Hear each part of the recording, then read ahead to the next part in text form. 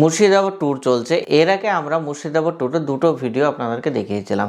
এটা হচ্ছে মুর্শিদাবাদ ট্যুরের লাস্ট ভিডিও। প্রথম দিন আপনারা ভাগীরথীর পূর্ব দিকে যে স্পটগুলো দেখেছিলেন সেগুলো পায়ে হেঁটে, আর দ্বিতীয় দিন মুর্শিদাবাদ ট্যুরে রেল লাইনের ওপারে কি কি আছে সেগুলো আপনাদেরকে ঘুরিয়ে দেখিয়েছিলাম। আজকের ভিডিওটি হবে মুর্শিদাবাদের পশ্চিম দিক, অর্থাৎ ভাগীরথী পেরিয়ে।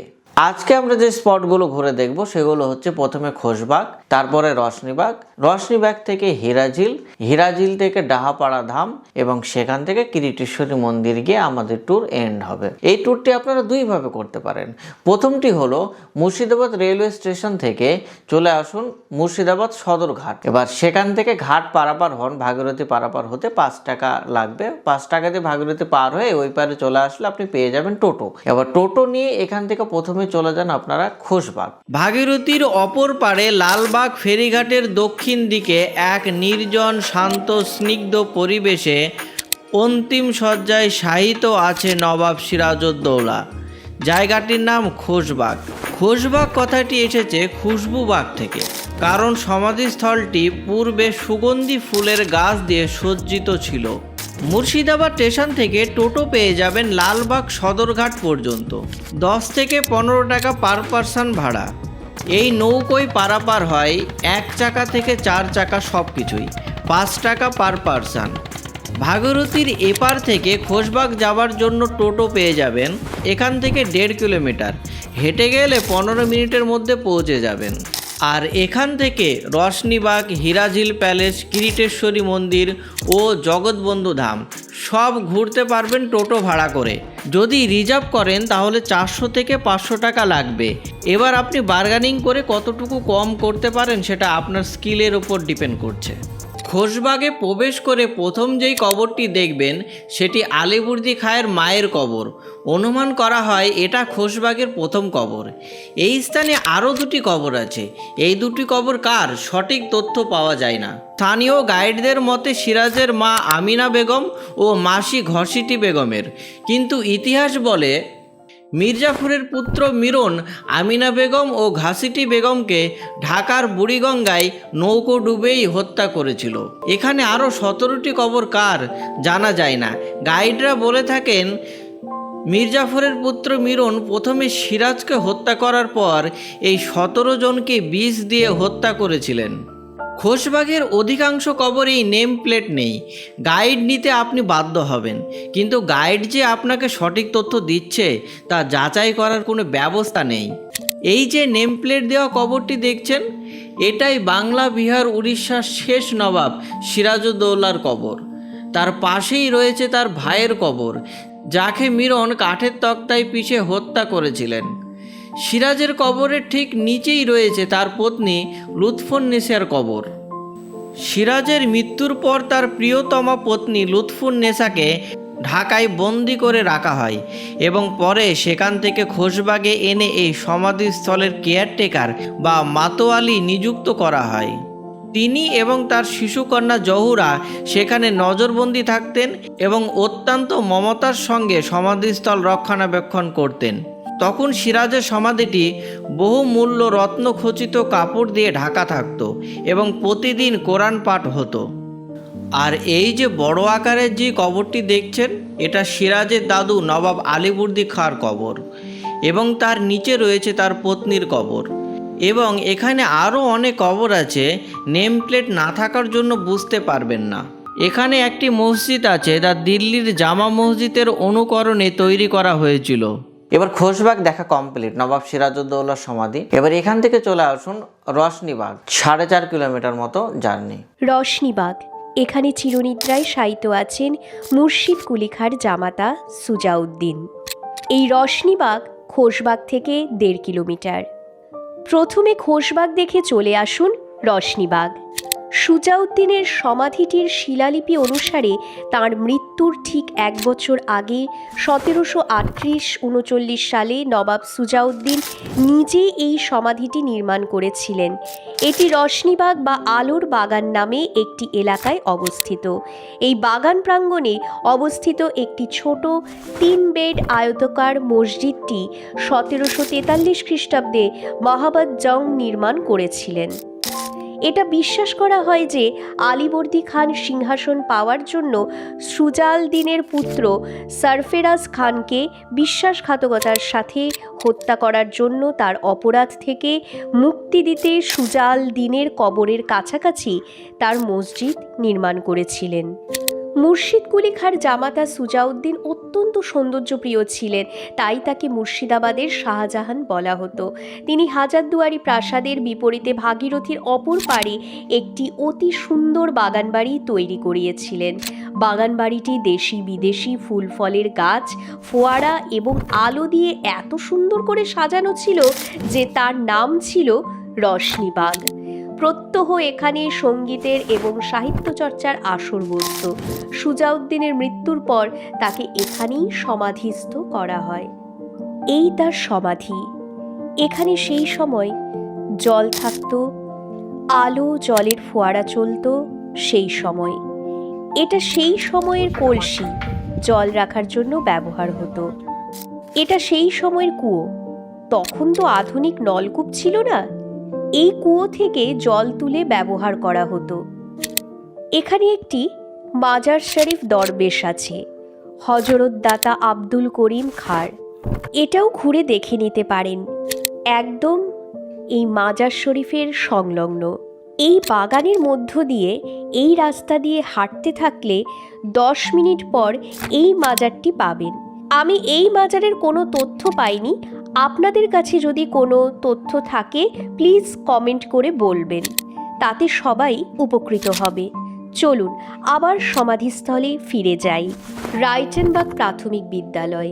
এই বিদ্যালয়ের পাশ দিয়ে একটু চলে আসলেই দেখতে পাবেন একলিঙ্গদেবের মন্দির। আলীবর্দী খাঁর আমলে যখন বর্গীরা বাংলা লুট করবার জন্য হানা দিত, তখন মারাঠা সেনাপতি রশনিবাগে কিছুদিন আস্তানা গেড়েছিলেন এবং এখানে একটি মনোরম শিব মন্দির তৈরি করিয়েছিলেন।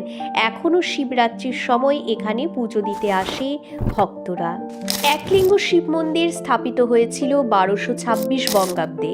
প্রতিষ্ঠাতা ছিলেন রঙ্গনাথ পণ্ডিত। মন্দির সংস্কারে হোটেল সাংনিক, প্রযত্নে আশিস কুমার রক্ষিত 1414 বঙ্গাব্দ। স্থানীয় একজনের কাছ থেকে জানলাম এই মন্দিরের সংস্কার ও রক্ষণাবেক্ষণ করেন হোটেল সাগনিক। আর এই যে স্থানটি দেখতে পাচ্ছেন, এখন কোনো অনুষ্ঠান হলে মঞ্চ হিসেবে ব্যবহার করা হয়। তাহলে এই রশনিবাগ এলে কি কি দেখবেন বলে দিচ্ছি। সুজাউদ্দিনের সমাধি, হযরত দাতা আব্দুল করিম খাঁর মাজার, আরেকটি নাম না জানা মাজার, আর একলিঙ্গ শিব মন্দির। আর এর পাশেই ফারাবাগ আছে। আমি মিস করে ফেলেছিলাম, আপনারা গেলে অবশ্যই দেখতে মিস করবেন না কিন্তু ফারাবাগ। রশনিবাগ পর্যন্ত যখন চলে এসছেন তখন এখান থেকে জাস্ট একটু গেলেই হিরাঝিল প্যালেস এবং ডাহাপাড়া ধাম। নবাব সিরাজদৌল্লা গঙ্গার তীরে নিজের জন্য একটি প্রাসাদ তৈরি করান। বর্তমানে এই প্রাসাদটি গঙ্গা বক্ষে বিলীন, যার নাম ছিল হিরাঝিল। রশনিবাগ থেকে খুব কাছে। প্রথমে প্রবেশ করে দেখবেন নেম প্লেট, যেখানে নবাব সিরাজদৌল্লার সম্পূর্ণ নাম লেখা আছে। নবাব মনসুরুল মুলক মির্জা মোহাম্মদ শাহ কুলি খাঁ সিরাজউদ্দৌলা হাইবত জং বাহাদুর এবং পলাশী যুদ্ধের সমস্ত শহীদদের শ্রদ্ধা জানিয়ে হিরাঝিল প্রাসাদ সংরক্ষণের দাবিতে হিরাঝিল শহীদ মিনারের ভিত্তিপ্রস্তর স্থাপিত হলো। তারিখ 23 জুন 2022, পলাশী দিবস। ইতিহাসে গড়মিল জেগে উঠুক হিরাঝিল। সেই সময়ের ইতিহাস তুলে ধরা হয়েছে এই বোর্ডগুলোর মাধ্যমে। হিরাঝিল প্রাসাদ ধ্বংস হয়ে গেছে, কিছুই দেখার মতো নেই। পাশ দিয়ে বয়ে চলেছে ভাগীরথী নদী। একটু নিচে নেমে আসলেই দেখতে পাবেন প্রাসাদের ধ্বংসাবশেষ। প্রাসাদ এখন দেখতে পাবেন না, কিন্তু বাঁশবাগান ও ভাগীরথী নদীর ঠান্ডা ঠান্ডা বাতাস উপভোগ করতে পারবেন।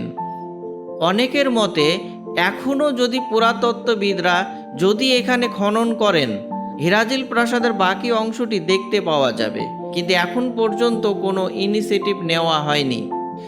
শেষ আপডেট পাওয়া পর্যন্ত কলকাতা হাইকোর্ট রায় দিয়েছে যেইটুকু আছে হিরাঝিলের সেইটুকু সংরক্ষণ করতে হবে। এবার দেখা যাক কেন্দ্র ও রাজ্য সরকার মিলে কি ইনিশিয়েটিভ নিচ্ছে।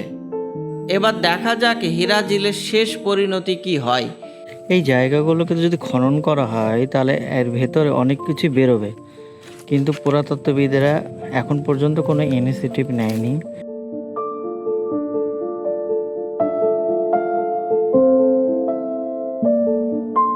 এই পর্যন্ত যখন চলে এসেছেন তখন বলে দিচ্ছি এখানে কোনো খাবারের দোকান পাবেন না, তবে চিন্তার কিছু নেই, এর পাশে আছে জগৎবন্ধু ধাম।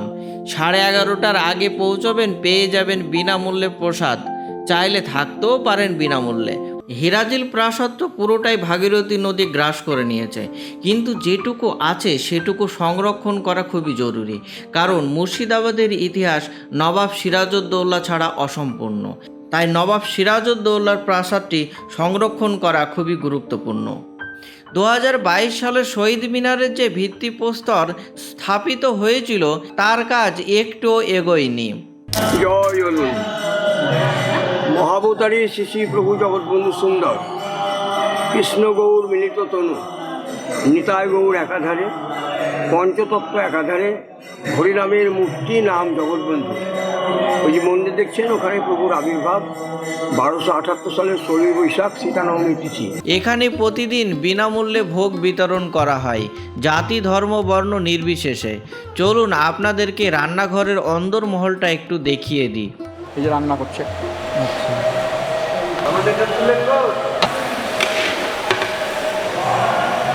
এটা কি দিচ্ছে?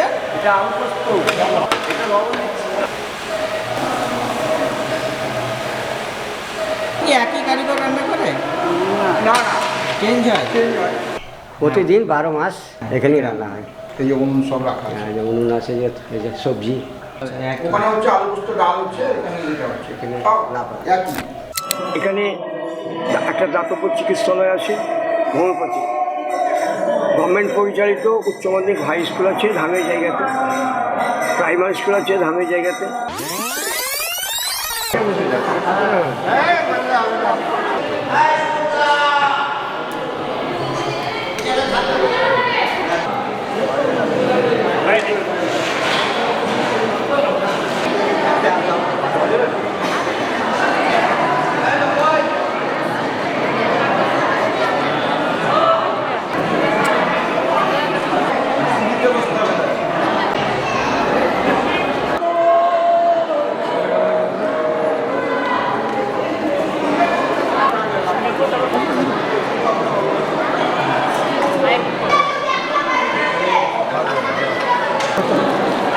আটা দিলেও যে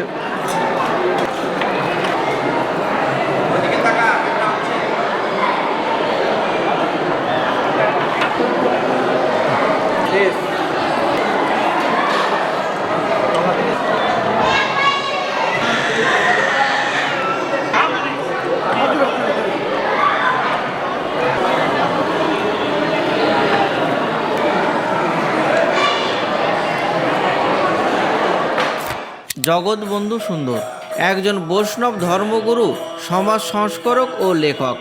নিম্ন বর্ণের হিন্দুদের প্রতি বিশেষ সহানুভূতি প্রকাশের কারণে তিনি জগৎবন্ধু উপাধি লাভ করেন এবং এই নামেই বিশেষ পরিচিতি লাভ করেন। এছাড়াও বৈষ্ণব ধর্মীয় সঙ্গীত বা কীর্তন সংগ্রহ, রচনা ও পরিবেশনের জন্য তিনি বিশেষভাবে পরিচিত। 1871 সালের 17 মে ভারতের মুর্শিদাবাদ জেলায় ডাহাপাড়ায় তার পিতার কর্মস্থলে তার জন্ম। তার পৈতৃক নিবাস বাংলাদেশের ফরিদপুর জেলার গোবিন্দপুর গ্রামে। তার পিতার নাম দীননাথ চক্রবর্তী এবং মাতার নাম বামা সুন্দরী দেবী। তার বয়স যখন 14 মাস তখন তার মা মারা যান এবং 5 বছর বয়সে তার পিতাও মারা যান। 1921 সালে তার প্রতিষ্ঠিত শ্রীধাম শ্রী অঙ্গনেই তিনি ইহলোক ত্যাগ করেন। এত বড়টা, এটাও একদিনই থাকবে? হ্যাঁ, কিন্তু মানে একদিনই পড়ানো হবে, আবার সকালবেলায় চেঞ্জ হয়ে যাবে, রাত 9টায় আবার চেঞ্জ হয়ে যাবে। আমরাই রান্না করি। এখানে বড় বড় কড়াই আছে, এই যে ভেতরে বড় বড় কড়াই, এইখানে সব রান্না বান্না হয়। এখানে বড় মানে সীতানবমী তিথিতে প্রভু জন্ম, মেলা মাঠটা এইদিকে আছে বাইরে। রান্না করার কড়াইগুলো দেখুন কত বড়, কত লোকজন রান্না হয় এইখানে। মোটামুটি প্রায় পার ডে ধরুন একবারে ব্যাচ 5000 হয়, 5000-এ আনলিমিটেড ধরেন লোক, আনলিমিটেড লোকের রান্না হয়। খাবার কোনো মানে কম হচ্ছে বা পাওয়া যাচ্ছে না এরকম এরকম কোনো সিস্টেম নেই, লোক আসবে দিয়ে যাবে। প্রথম অবস্থাতে আমি এটিকে কুয়ো মনে করেছিলাম, আপনারাও একবার দেখুন, আপনাদেরও তাই মনে হবে, কিন্তু এটা উনুন। এখানে রান্না করা হয় মেলার সময়। এইগুলো সব উনুন, এখানেই সব সীতানবমী তিথিতে প্রভু জন্মোৎসবে এখানে রান্নাবান্না হয়। আমার নাম বাঁকা রায়, এখানে এইসব রান্নার কাজ করি। মেলার মাঠটা হচ্ছে এইদিকে, এখন ধান চাষ করা আছে, তখন তো থাকবে না ফসল টসল, ধান কাটা পড়ে যাবে, তারপরে মেলা হবে। মাঠে এখন চাষ করা আছে মেলা। এবার ডাহাপাড়া দাম ঘুরে তারপরে কিরিটেশ্বরী মন্দির চলে যান, কিরিটেশ্বরী মন্দির থেকে আবার ব্যাক করুন। এই যে শিলা দেখছেন, এই হচ্ছে আমাদের 51 খণ্ডের খণ্ড। কিরিট কথার অর্থ ভীষণভাবে বিকৃত হয়ে গেছে। কেউ বলছেন কিরিট মানে মুকুট, কেউ বলছেন কিরিট মানে কপাল, কেউ আবার গাড়ি থেকে নামতে নামতে এদিকে আসল এটা দিয়ে ওটা দিয়ে এটা আসল একটা তরজা কিন্তু ঘুরঘুর করতে শুরু হয়েছে। কিন্তু আসল তথ্য হচ্ছে করটি থেকে কিরিটি, স্কালটা। এই করটি আমাদের 3টে পার্ট: সূর্য, চন্দ্র, জ্ঞান, ব্রহ্মা, বিষ্ণু, মহেশ্বর। এখানে শিলাটা 3টে পার্টির রূপান্তর। এই শিলাকে কেন্দ্র করে এই মন্দির প্রতিষ্ঠা করে গেছেন নাটোরের রানী ভবানী। নকশার মধ্যে মাদ্রি নয়নি, জিহ্বা। বাকি যে নকশা দেখছেন, এই নকশা কিন্তু ফুল পাতালতা নয়, এই নকশা হচ্ছে বৌদ্ধতন্ত্রের শ্রীযন্ত্র। এখানে প্রাচীন যুগে এক সময় বৌদ্ধতন্ত্রের ভীষণ প্রভাব ছিল তিব্বতী তান্ত্রিকদের। এবার নকশা ছেড়ে দিন, এবার আপনারা খিলানটাকে বোঝার চেষ্টা করুন। খিলানটা, আর্চটা, খোপটা, এটা সম্পূর্ণ ইসলামিক আর্কিটেকচার, মুসলিম স্থাপত্য। আর এই হলো আমাদের বাংলা চালা, যাকে আমরা বাঁকুড়ার ঘরানা বলি। বিষ্ণুপুর বাঁকুড়া হচ্ছে বাংলার স্থাপত্য।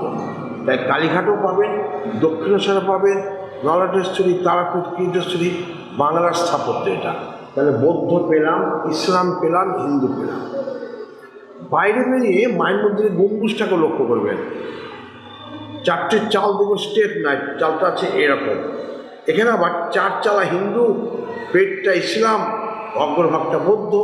নেপালের, তিব্বতের মন্দিরগুলো দেখবেন, এটাকে প্যাগোডা বলা হয়। এই অদ্ভুত একটা ইতিহাস রানী ভবানী 300 বছর আগে দিয়ে গেছিলেন। 2023 সালে ভারত সরকার একে ওয়ার্ল্ড হেরিটেজ ঘোষণা করেছে। রানী ভবানী একটা মূর্তি রক্ষা করে গেছেন, এই হচ্ছে তার ছবি। মূর্তিটি নাটোরের রানী ভবানী রক্ষা করে গেছেন। নিরাপত্তার কারণে মূর্তিটি কিন্তু বাইরে থাকে, মন্দিরে থাকে না। পৌষ মাসের মঙ্গলবার দুপুর 1টা থেকে সন্ধ্যে পর্যন্ত যদি কোনোদিন আপনারা আসতে পারেন, তাহলে এই মূর্তি আপনাদের দর্শন হবে শিলার উপরে রাজ বেশে। এই মূর্তির গুরুত্ব কী, কেন নিরাপত্তার প্রয়োজন হলো রানী ভবানীর কাছে? মুখমণ্ডলের দিকে তাকিয়ে দেখুন, এখানে ভগবান বুদ্ধের ছোঁয়া আছে। এই পুকুরটা নাকি মির্জাফর খনন করেছিলেন। বিধর্মী ব্যক্তি মায়ের মন্দিরে পুকুর খনন কেন করলেন, এই গল্প শুনবো। এই যে পুকুরটা দেখছেন, এই পুকুর হচ্ছে নবাব মির্জাফরের দান। আচ্ছা, ইতিহাসে পাবেন নবাব মির্জাফরের কুষ্ঠব্যাধি হয়েছিল। মহারাজ নন্দকুমার ওনাকে কিরিটেশ্বরীর চরণামৃত্যু নিতে অনুরোধ করেছিলেন। তা বিধর্মী একটু তো দ্বিধা থাকবেই। পরবর্তীকালে মহারাজ নন্দকুমারকে উনি বলেছিলেন যে, মহারাজ আপনি কিরিটেশ্বরীর চরণামৃত্যু নিয়ে আসুন, আমি গ্রহণ করব। এই যে চরণামৃত্যুর কুণ্ড পড়ে আছে, ন্যাচারাল পুজো, কিন্তু ঢেকে ঢুকে পুজো নয়, কোনো তাম্রকুণ্ডের স্থান নাই, সব ন্যাচারাল পুজো। এই যে কুণ্ডটা করে দেওয়া আছে, এর নবাব মির্জাফরকে এই চরণামৃত্যু নিয়ে দেওয়া হয়। নবাব মির্জাফরের আস্তে আস্তে আস্তে কুষ্ঠব্যাধি ভালো হয়ে যায়। এরপরে ওনার মনের ভেতরে একটা অনুশোচনা জাগে যে আমি বাংলা বিহার উড়িষ্যার নবাব, বিধর্মী হয়ে মা কিরিটেশ্বরীর কাছ থেকে যে আশীর্বাদ পেলাম, আমারও তার এই নবাব হিসাবে কিছু নৈতিক দায়িত্ব। তখন মহারাজ নন্দকুমারকে বললেন যে আমি এমন কিছু দিতে চাই যেটা মায়ের সেবাতে কাজে লাগে, তখন তার একটা জলাশয় করে দেওয়া হোক।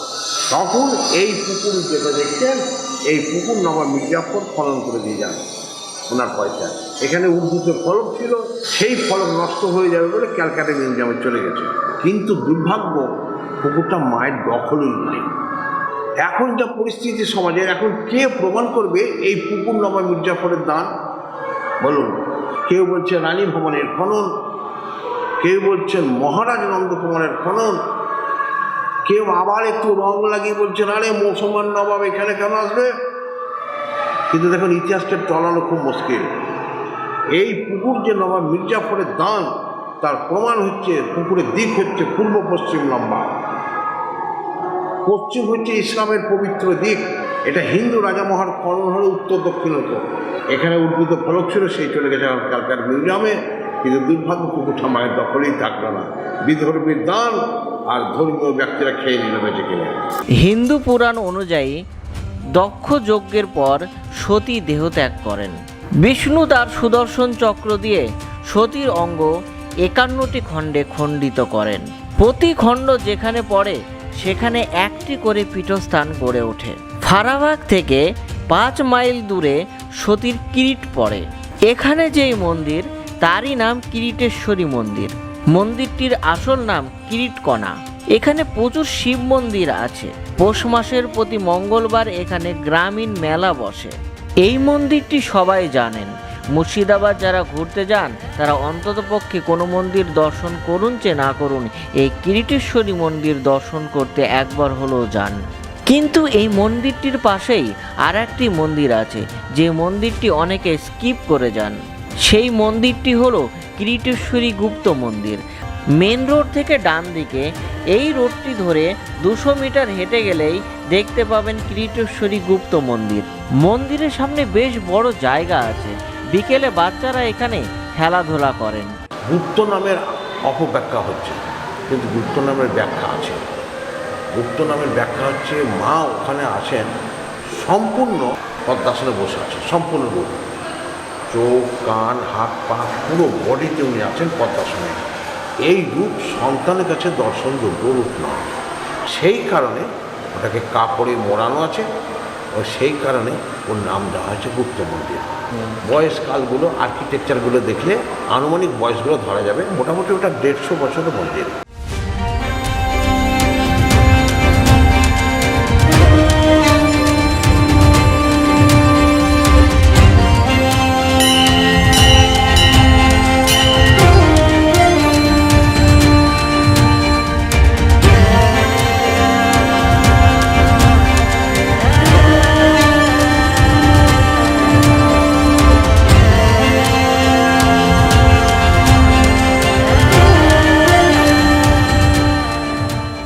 আর যদি আপনারা ওই রুট হয়ে আসেন তাহলে প্রথমে চারবাংলা মন্দির আপনারা দেখলেন, এবার চলুন ভবানেশ্বর মন্দির দেখি। মুর্শিদাবাদ এমন একটি স্থান, প্রাগ ঐতিহাসিক সময় থেকেই অঞ্চলের বিকাশ। মৌর্য গুপ্ত যুগের বহু নিদর্শন মিলেছে। এই মুর্শিদাবাদেই ভাগীরথীর পশ্চিম পাড়ে সপ্তদশ শতাব্দীতে বাণিজ্য শহর আজিমগঞ্জের উত্থান হয়। এই আজিমগঞ্জ থেকে 3 কিলোমিটার দূরে গড়ে উঠেছে এক নতুন জনপদ। নাটোরের রাজ পরিবারের এই জনপদের নাম হলো বড়নগর। আজ আপনাদেরকে ঘুরে দেখাবো এই বড়নগর, দেখাবো 250 বছরের পুরনো মন্দির। এক কথায় বাংলার বুকে এক টুকরো বারাণসী।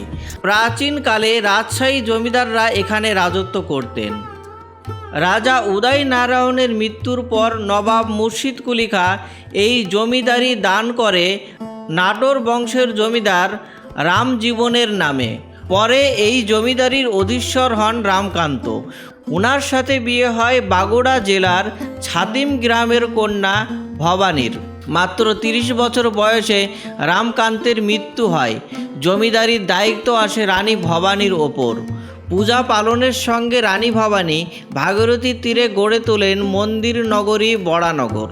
যদিও কালের হস্তান্তরে 250 বছরের পুরনো পুরাকীর্তির অধিকাংশই আজ ধ্বংসস্তূপে পরিণত হয়েছে। উল্লেখযোগ্য মন্দিরগুলির মধ্যে প্রধান হলো চারবাংলা মন্দির। 4টি বাংলার দোচালা মন্দির ও মধ্যে উঠোন। উত্তরের মন্দিরের দেওয়ালে টেরাকোটার টালি দিয়ে অলঙ্কৃত করা। 3 দরজা বিশিষ্ট মন্দিরে টেরাকোটার নানান গল্পকথা, ভগবান শিব, নন্দী ও ভিঙ্গ, রামায়ণের কাহিনী, দেবী কালিকা ও রাক্ষসের দ্বন্দ্ব ও কংসবধের কাহিনী।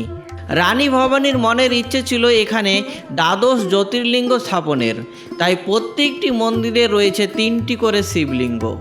একই উঠোনের চারদিকে এক বাংলায় 4টি মন্দির আছে। এই 4টি মন্দিরকে একত্রে 4 বাংলা মন্দির বলে। প্রত্যেক মন্দিরে 3টি করে খিলান ও 3টি করে শিবলিঙ্গ। দক্ষিণের মন্দিরে কোনো শিল্পকর্ম নেই। পশ্চিম ও উত্তর দিকের মন্দিরে টেরাকোটার অনবদ্য অলঙ্কার, রাম রাবণের যুদ্ধ, দুর্গা, কালী, রামকৃষ্ণ, বরাহ অবতার, পালকি বাহক, নানা সামাজিক চিত্র এক একটি ইটের উপর রূপায়িত। অজ্ঞাতনামা সেই সব শিল্পীদের শ্রদ্ধা না জানিয়ে পারা যায় না। ভাগীরথীর কোলে মনোরম পরিবেশে মন্দিরগুলি দাঁড়িয়ে আছে 250 বছর ধরে। এই 4 বাংলা মন্দির থেকে বেরিয়ে একটু এগিয়ে আসলে দেখতে পাবেন ভবানীশ্বর মন্দির। 18 মিটার উচ্চতার ভবানীশ্বর মন্দির, চারপাশে বৃত্তাকার বারান্দা দিয়ে ঘেরা অষ্টকোণাকৃতি এই মন্দিরের গায়ে পঙ্খের কাজ অসাধারণ। এই মন্দিরের প্রবেশপথ 8টি, মাথার গম্বুজটি উল্টানো কমলাকৃতি। বরানগরের সবচেয়ে উঁচু চুন ও বালির মন্দির। 1755 খ্রিস্টাব্দে রানী ভবানীর কন্যা তারা সুন্দরী দ্বারা নির্মিত। 18 মিটার লম্বা এই মন্দিরের উল্টানো পদ্মের মতো গম্বুজ এবং অভ্যন্তরীণ গর্ভগৃহের চারপাশে একটি বৃত্তাকার করিডোর উল্লেখযোগ্য বৈশিষ্ট্য। অভ্যন্তরীণ গর্ভগৃহের বাইরের দেওয়ালে ফুলের নকশা চমৎকার। এই অষ্টভুজাকৃতি মন্দিরের ছাদটি দেখতে একটি উল্টানো পদ্মের মতো এবং এর ভেতরের গর্ভগৃহের চারপাশে বড় ফুলের নকশা দিয়ে সজ্জিত একটি করিডোর রয়েছে। মন্দিরটি বন্ধ ছিল, এটি বেশিরভাগ সময়ই বন্ধ থাকে, বিশেষ বিশেষ দিনে খোলা থাকে। ভবানীশ্বর মন্দির দেখা হয়ে গেল। জাস্ট একটু হেঁটে গেলেই জোড় বাংলা মন্দির। এই সমস্ত জায়গার ইন্ডিভিজুয়াল ভিডিও করা আছে আমার চ্যানেলে। প্রত্যেকটা জায়গার যদি ডিটেলে ভিডিও দেখতে চান তাহলে ডেসক্রিপশনে আমি লিঙ্ক দিয়ে দিচ্ছি, আপনারা দেখে নিতে পারবেন। জোড় বাংলা নাম কেন সেটি আপনাদেরকে বলছি। দুটি মন্দির একসঙ্গে জোড়া লাগানো, দেখুন বুঝতে পারবেন। মন্দিরে টেরাকোটার কাজগুলো দেখুন, কি সুন্দরভাবে রামায়ণ মহাভারতের কাহিনীগুলোকে তুলে ধরেছে। কৃষ্ণ, রাধা, বিভিন্ন দেবদেবীর কাহিনী দেখতে পাবেন। সীতাকে হরণ করে নিয়ে যাচ্ছে রাবণ। কত সুন্দরভাবে এঁকেছে বলুন দেখি। এই যে হনুমান যখন লঙ্কায় যাচ্ছিল, হনুমান লঙ্কায় যাচ্ছিল, যে সমুদ্রে যে নাকটা উঠেছিল, কৃষ্ণ সখীরা যে স্নান করতে গেছিল, আচ্ছা, যে বস্ত্রহরণ গাছে উঠে, সে বস্ত্র সখীরা সব আছে। লাগে नहीं कहीं কি মাখন তৈরি করছে খাবারের জন্য। রাখাল যে গরু চড়াতে গেছিল কৃষ্ণ, যে ঝড় বৃষ্টির মধ্যে পর্বত এসেছিল, সেই বৃষ্টিটা রূপ করার জন্য পাথরটা তুলেছিল কৃষ্ণ। এই দেশ আসার পর এগুলো ধুতি রাজারা পড়তো, ধুতি এলো, ধুতিও আউট এখন, ধুতি আউট হয়ে গেল, শুধু এখন বিয়ের টাইমই করা। ভাবা যায় 250 বছরের কাজ এখনো এত সুন্দর আছে। যত দেখবেন তত আপনাকে ভাবাবে কিভাবে সেই সময় এই কাজগুলো করেছিল। জীবনে একবার হলো এখানে আসুন, নিজের চোখে দেখুন। ভিডিওতে সব বিষয় তুলে ধরা যায় না। ভেতরে 3টি শিবলিঙ্গ আছে। এখন এই মন্দিরটিই আছে। বাইরেটা দেখুন, সব ভেঙে গিয়েছে কালের নিয়মে। পশ্চিমবঙ্গ সরকার এখন এটাকে রক্ষণাবেক্ষণ করছে। টেরাকোটার কাজ এই রকম মন্দির মুর্শিদাবাদে আর নেই। আর আপনারা যদি সেকেন্ড আর একটা অপশন আছে, যদি সেইভাবে করতে চান ট্যুরটি, তাহলে হচ্ছে প্রথমে আপনাদেরকে আসতে হবে কাশিমবাজার রেলওয়ে স্টেশন। সেখান থেকে নতুন যে নরসিংপুর রেল ব্রিজ হয়েছে সেটা দিয়ে একটা ট্রেন চলছে 8টার সময়, সেটা হচ্ছে আজিমগঞ্জ জংশন। কাশিমবাজার থেকে আজিমগঞ্জ জংশন অবধি আপনারা চলে আসুন ট্রেনে। এবার ওখান থেকে প্রথমে চলে যান আপনারা 4 বাংলা মন্দির। 4 বাংলা মন্দির দেখার পর একটু হেঁটে গেলে ভবানীশ্বর মন্দির। ভবানীশ্বর মন্দির দেখা হয়ে গেলে একটু হেঁটে গেলে আপনারা পাচ্ছেন জোড় বাংলা মন্দির। এবার জোড় বাংলা মন্দির দেখে নিলেন। এবার এখানে 3টে জিনিস পরপর দেখলেন আপনারা, 4 বাংলা মন্দির, ভবানী মন্দির এবং জোড় বাংলা মন্দির। জোড় বাংলা মন্দির দেখার পর ওখান থেকে টোটো নিয়ে চলে আসুন আপনারা কিরিটেশ্বরী মন্দির। কিরিটেশ্বরী মন্দির দেখার পর চলে আসুন ডাহাপাড়া ধাম। ডাহাপাড়া ধাম থেকে চলে আসুন হিরাজিল প্যালেস। হিরাজিল প্যালেস থেকে রশনিবাগ, রশনিবাগ থেকে খোশবাগ, খোশবাগ থেকে গঙ্গা গঙ্গা পার হয়ে চলে আসুন এই সাইডে মুর্শিদাবাদ রেলওয়ে স্টেশন। ট্যুরটি দুইভাবে করতে পারেন। প্রথম যদি আপনারা করতে চান যে প্রথমে খোশবাগ, রশনিবাগ, হিরাঝিল প্যালেস, ডাহাপাড়া ধাম এবং কিরিটেশ্বরী ধাম এভাবেও আপনারা করতে পারেন। আর আপনারা যদি ওই রুট ধরে আসেন তাহলে আজিমগঞ্জ স্টেশন থেকে প্রথমে চারবাংলা মন্দির, ভবানেশ্বর মন্দির, জোড়বাংলা মন্দির, তারপরে এইদিকে চলে আসুন কিরিটেশ্বরী, ডাহাপাড়া ধাম এবং পরপরগুলো আপনারা করতে পারবেন। দুই দিক দিয়ে আপনাদেরকে বলে দিলাম যে লাস্ট দিন আপনারা কিভাবে ঘুরবেন। এই হচ্ছে মুর্শিদাবাদ ট্যুর। যদি 3 দিনে আপনি ঘোরেন তাহলে এইভাবে মুর্শিদাবাদ ট্যুর আপনারা কমপ্লিট করতে পারবেন। এবার যদি আপনাদের কোনো কোশ্চেন থাকে তাহলে লিখে ফেলুন কমেন্ট বক্সে, আমি সমস্ত কোশ্চেনের অ্যান্সার আপনাদেরকে দিয়ে দেবো। 3 দিনের মুর্শিদাবাদ ট্যুর আমার শেষ হলো। আর ভিডিও যদি ভালো লাগে থাকে তাহলে লাইক, শেয়ার এবং সাবস্ক্রাইব করবেন। পেছনে যেটা দেখছেন আইম্যাক, সেখানেই আমি এডিট করি। তো আর কিছু বলছি না, ভালো থাকবেন, টাটা, বাই বাই।